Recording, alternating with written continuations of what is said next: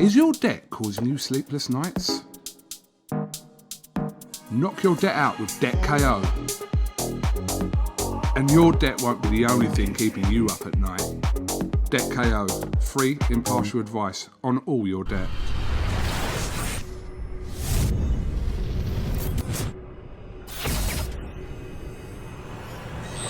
Oscar Bevis, IFL TV, MTK Global, with Matchroom's Bubble for the triple world title header, headlined by Katie Taylor and Miriam Gutierrez, and fighting for the WBA world title, Miss Rachel Ball. How are we? I'm good. I'm loving life in the bubble again. I love it. Do you find it weird that the biggest and most important and highest level section of your career is in the bubble? You grow up and want to be a professional boxer, you put all this work in, your friends and family can enjoy the successes with you, and then the two biggest nights of your career are potentially behind closed doors. Yeah, and it's one of them, you know, I suppose the crowds and the atmosphere would be fantastic, but it is what it is, and I've just got to make the most of the situation. And you know what, I know they're all at home and going to be shouting at the TV, and they're with me in here. That's all that matters. Talk about bubble life. How do you find it? Because I know people say they can just chill, watch Netflix and that, but for a fighter it might be alright actually, because you're in that mental headspace of like visualising what's going to happen, but it is boring at the same time.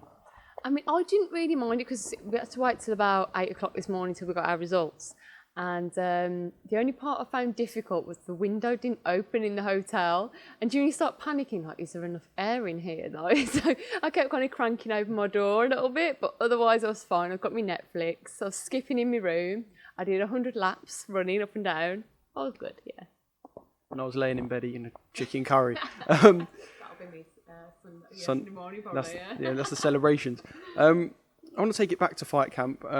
Your fight with Shannon Courtenay, it was electrifying fight and a positive move for women's boxing as well, that if we're going to get fights like that, they always turn out to be good fights. Now you reflect on that, I can imagine it's just pure joy and elation that week in the bubble and then the result as well. Yeah, it was like a fairy tale week for me. You know, you get the call for the biggest opportunity of your life. You go there as the underdog, and people get to know who you are. I think I won quite a few hearts over, which was lovely. And then get the win. Fantastic. And get to meet all lovely people and people that you watch on TV all the time. It's incredible. Loved it. And you sort of grew, like you said, you maybe won a few hearts. You grew your social media following as well, and it must have done wonders for you. I can imagine you got press on the phone, perhaps a few people mentioning your name as well in the women's divisions as well, so quite nice. Yeah, it's crazy, you know, because when other girls have been fighting, like I know Carly Skelly and Dina Thorsland have recently fought, and you know my name's all mentioned there, and I'm like, oh, that's me. So it's a bit crazy, really. It's a little bit surreal. Yeah. Obviously, the fallout from the fight, from Shannon's perspective, was that she felt hard done by on the night. What have you made of because she's been more vocal perhaps in her comments than you have, and I suppose if she felt hard done by, she would be more vocal than yourself. What have you made of Shannon and the way she's handled this past 2-3 months? To be honest with you, I don't follow her on social media, to be honest with you, so I haven't followed what she said and things like that. I only get told what she says, so I hear it kind of secondhand. But you know, she's doing her own thing, and I've just got to worry about myself. That's my main priority, and where I'm going and what direction I'm going in, and I'm focusing on my training camp. You know, it'll be 3 months to the day on Saturday. I'll be back in the ring. I haven't had time to worry about what Shannon's doing, to be quite honest with you. And what you're doing is fighting for a world title now. It was meant to be against Ebony Bridges, and she's built a little following as well, and people are looking forward to seeing her in the UK. You've done a couple of interviews with her as well. You seem to have quite a pally connection, you two. Yeah, we get on pretty well, to be honest with you. But yeah, I think the fight will quite possibly happen. I'm happy to get the fight going. I'd like it perhaps in February. You know, gives me a bit of downtime over Christmas, then get straight back on it in January. And you know, she was training hard for it, and she really wants it. I'm happy to honour the fight, to be honest with you. Look at you! You're going to get your hands on a world title, and you're already planning your first defence. Bloody hell! Disappointed when she pulled out, because I'm not too aware of the style that your new opponent brings, but everyone's different, so a bit of a ball ache when she pulled out as well. You know what? My reaction was, I got to the gym. Gav didn't tell me anything, because they don't want to stress you out, do they? Your manager or your coach, and. Sat down in the ring, I was wrapping my hands, and he went, I'm going to tell you something, and don't swear, because the kids' classes are going on, because I get cranky in the gym. I must admit, I am cranky in the gym. And he went, Ebony's pulled out. And I was like, oh, you know, eyes rolling everywhere, my eyes were. And And then he said, Eddie's been working really, really hard. He's looking at 4 potential opponents for you. He would like this person. And then within 5 minutes, he got the call, yeah, it's been agreed. And I'm like, okay, let's crack on with it. But, you know, it's a change of opponent. She's already a world champion. She's more experienced than me. She's had more fights than me. It is going to be a step up. I'm sure it is going to be difficult. I plan to make it not difficult in there, use my assets, and it hasn't fazed me at all, because I think, well, it's like I said to Gav when Ebony pulled out, you know what, I'm the fittest and the strongest I've ever been, and if you're fighting for a world title, why should you be picky about who you're fighting? You're at that level, don't get picky. That's not proper true fighting, is it really? Did you fall on your feet a little bit with the fact that, because I've seen Courtenay, Gutierrez and Thunders as well, they all seem pretty close. I think they're like quite a tight-knit unit, and they've all trained together in Spain. So with Gutierrez already coming over for Katie, is that sort of the reason that Courtenay was the step-in opponent? Because I believe they sort of spar and train together as well. Yeah, that perhaps was why. Maybe because I can't remember. There is certain links obviously they're trained together, so that's probably why it was just kind of quite easy to make, because that fight was already there. But you know, she's got more. She's achieved more in terms of the belts than what I have, and more fights. People are saying that Ebony isn't deserved of a world title shot yet. We can't criticise this opponent for it. You know, she's already a world champion. I don't know if you know this, or I'm just sort of breaking this to you, but when I was out interviewing Gutierrez Thunders, Courtenay didn't look sort of in the best shape, and I've heard rumours that she may have been over at the check weight as well, and she's not looking as if she potentially might not fight for the world title, and it would just be you fighting for the world title. Is it something that bothers you at all? I suppose if it's just you and her, does it really matter?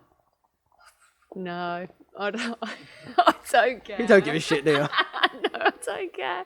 You know what? I know I'm going to make weight, and I am really, really proud of myself.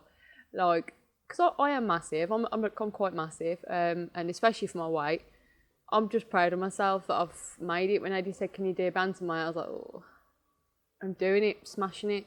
I walked on my check weight, fully clothed. So, yeah, whatever. She crack on. I just got to go in there, spark her out, get me title, go home and have a takeaway. You know, that's all I've got to do.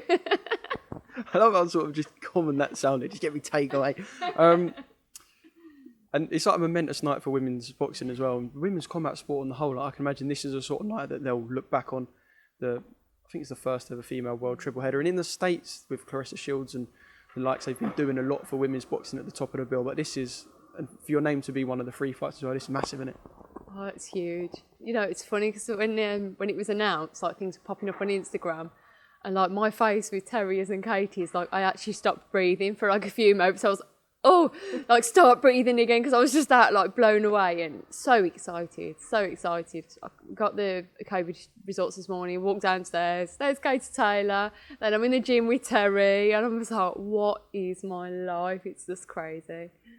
I'm sure there's probably going to be young girls, maybe like Ellie Scottney's just burst on the scene as well, Amy Timlin. I'm sure they might walk into a gym when you're on the same card as them and feel the same about it. I mean, are you ready to be someone that young girls look up to, and they already will be looking up to, but ready to be like a face for women's boxing for the next, 5, 6, 7 years, however long you stick it? Yeah, let's go for it. I love it. I've always been a supporter of, you know, women and equality between women and men, and supporting women in sport. So that'd be fantastic. I'd love that. So you talk about this equality. It's even more of a show of equality. It's not just a female orientated card, because it's a mixed card as well. There you got a British title eliminator with John Dock and Jack Cullen on the undercard. So there is that all-inclusive package. Yeah, so it's a bit of both. I don't think the women's triple head has been received 100% well by everyone. Do you think it was ever going to be received 100% well, though? No, but Sodom, don't care. you know, if you scroll through women boxers' social media, you'll come across these certain comments like, "I don't like women's boxing." Well, get off my social media then. I don't care like what you think, you know. And there was some quite distasteful things said on Twitter, which was quickly shot down by everyone else in the public, to be honest. So, you know what, it might not be everyone's cup of tea, but it's fine. You can turn it off after the blokes have been on if you don't want to watch the women having a scrap. There'll be plenty of other people tuning in. So, yeah. Eddie's going to see this like, "You're meant to be a saleswoman for me. You're telling people to turn off." Watch it. If you don't like it. Just finally, like this whole journey that you've been on, because I'll be honest, I wouldn't have known Rachel Ball a year and a half, 2 years ago, and now you're one of the names in female scene. So this sort of journey you've been on, just try and reflect on, I don't know, even from when you started boxing to now, because it's mad, isn't it? Yeah, I always thought when I came into boxing, oh, I'd love to be on one of Eddie Hearn's show. I love that, you know. And then, you know, it's hard when you're working on the small hall show. You got to sell your tickets and things like that. And obviously, I took a loss, and I thought, oh no, Eddie Hearn had never signed me because I've got a loss on my record. But here we are. And it's, to be honest, probably during the second year of my career, I was getting a little bit disheartened, to be honest with you. I was thinking, where's it actually going to go? Am I ever going to get a title shot at anything, any level? Never mind a world title shot. And then, obviously, coming into 2020, the corona hit. So my fight in March was postponed. That was a small hall one. Yeah, I think it's probably because of COVID that I've got this opportunity, to be honest with you. But it's crazy that nobody really knew who I was, and now people in the boxing world actually do. That's absolutely crazy. It's been a whirlwind of a year for me, to be honest. Now you're being chased for interviews, so there we go. I mean, the women's divisions aren't nowhere near as deep as the men's divisions. There's less people across the world than there are at British level. So I suppose it's a message for female fighters out there who don't think they're going to get the chance. A couple of wins, eliminate. You never know. You're only X amount of fights, 6, 7 fights into your career, and you'll be fighting for a world title. Yeah, it's crazy, and it's like a whirlwind. You've got to be prepared mentally and physically, I think, when you, especially as a woman, because as soon as you get that call, bam, that's it. You've got the opportunity. And that's the same in men's, but I think especially in women's, because there is a smaller pool of women, really. So you've got to be ready. You've got to take those opportunities when they arise, and I'm glad I certainly did for the August one. Final message then to Courtenay. I'm sure she's sweating it off, wrapped in towels in the sauna or something. Look down the camera and stop being so nice and give her some mean and knockout, smash your face in message. Or have you got that in you? No, no. I'm really trying to think of No. something. No, I don't know. Get running. I'm going to have a chocolate bar on the scales when I weigh in. Let's be eating a chocolate bar while you're struggling. That's fucking cruel, that. I've got quite a lot of chocolate in my room for, bulk up a bit after you weigh in, after the fight. So, you never know. You might see me there with a Reese's Pieces in my hand. That could happen. Anyone would think you're winging this. Yeah, thanks for giving me some of your time, and Thank you very much. good luck Saturday night, and hopefully for the UK you can keep the title on these shores. Damn right. Thank you very much. Is your debt causing you sleepless nights? Knock your debt out with Debt KO. And your debt won't be the only thing keeping you up at night. Debt KO, free impartial advice on all your debt.